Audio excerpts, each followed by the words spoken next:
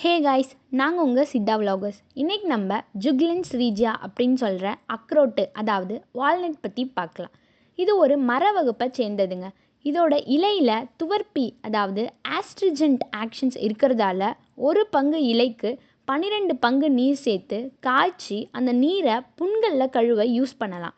இதோட காயில் புழுவகற்றி, அதாவது வெர்மிஃப்யூஜ் ஆக்ஷன் இருக்கிறதால இந்த காயை குழந்தைகளுக்கு சாப்பிட கொடுக்க அவங்க வயிற்றில் சேர்ந்திருக்கிற பூச்சிகளை கொன்று வெளித்தள்ளும்.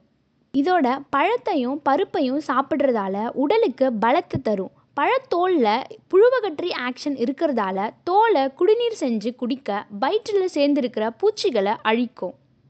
வால்நட் மரத்தோட பட்டையில் ஆஸ்ட்ரிஜென்ட், துவர்ப்பி, லாக்டிஃப்யூஜ், பால் சுருக்கி இந்த மாதிரி ஆக்ஷன்ஸ் இருக்கிறதால பட்டையை குடிநீர் செஞ்சு குடிக்க பால் சுரப்பை தடுக்கும்.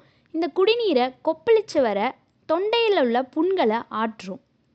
இந்த பருப்பில் இருந்து எண்ணெய் எடுக்கலாம். இந்த எண்ணெயை சாப்பிட்றதால நம்ம வயிற்றில் இருக்கக்கூடிய நாக்குப்பூச்சி போன்ற பெரும் புழுக்களை கொல்லும்.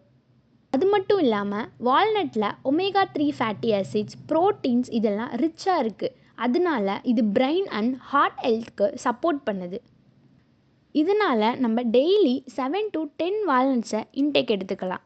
ஓகே ஃப்ரெண்ட்ஸ், வால்நட் பற்றி எங்களுக்கு தெரிஞ்ச இன்ஃபர்மேஷன்ஸை உங்களோட ஷேர் பண்ணியிருக்கோம். Bye guys.